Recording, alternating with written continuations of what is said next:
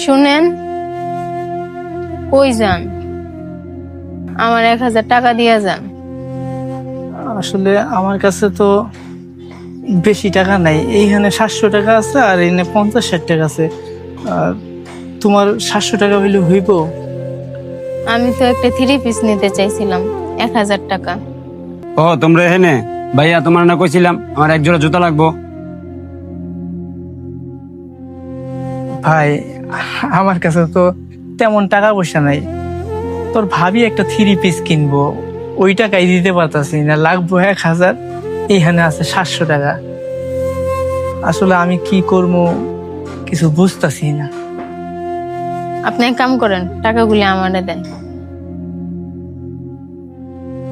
নে শফিক, টাকাটি তুই রাখ।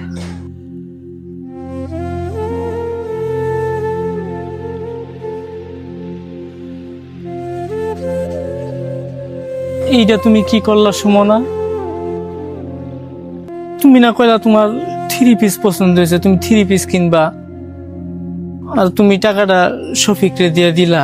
টাকাটা আমার থেকে শফিকের বেশি দরকার ছিল। আমি তো মাইয়া মানুষ, বাড়িতেই থাকি, 2 দিন পরে কাপড় নিলেও কোনো সমস্যা নেই। তাছাড়া ও কি প্রতিদিন ওই পুরান জুতা পয়রা পয়রা কলেজে যাইব? আর গেলেও মান সম্মান কার যাইব? আপনার যাইব। সত্যি তোমার প্রশংসা না করলে আমি যে ঋণী হয়ে থাকবো। তুমি আমার বউ, এই জন্য আমি প্রশংসা করতেছি না।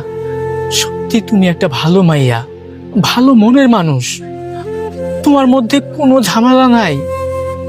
দেখো, আমার ভাইটারে তুমি নিজের ভাইয়ের মতো ভালোবাসো, এই সংসারটারে নিজের মতো করে সাজায় রাখছো। যখন আমি বিয়ে করলাম, আমার এলাকার আশেপাশের মানুষগুলো আমারে কইতো, এই যে আসলাম বিয়ে করছো, দেখা যাইব তোমরা 2 ভাই কত মিলা থাকতে পারো। আমি না খুব কষ্ট পাইতাম, ভয়ও পাইতাম।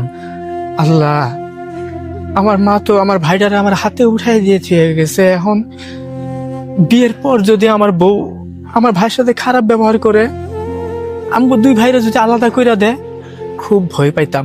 তবে আজকে বুক ফুলাইয়া কইবার মন চাইতাছে, এলাকার মানুষ যারা আমারে কইছিল তাদের চোখে আঙুল দিয়ে কইতে মন চাইতাছে, দেখ আমার বউ লক্ষ্মী বউ, আমার বউ আমার সংসারে সাজায় রাখছে। আমরা 2 ভাই এখনো এক আছি, ভালোবাসা কমবো তো দূরের কথা, আগের থেকে আরো বাইরে গেছে। এই কথাগুলা সাহস খালি না, একমাত্র তুমি আমারে দিছ। সত্যি তুমি আমার সংসারটারে জান্নাতের বাগান বানায় রাখছো।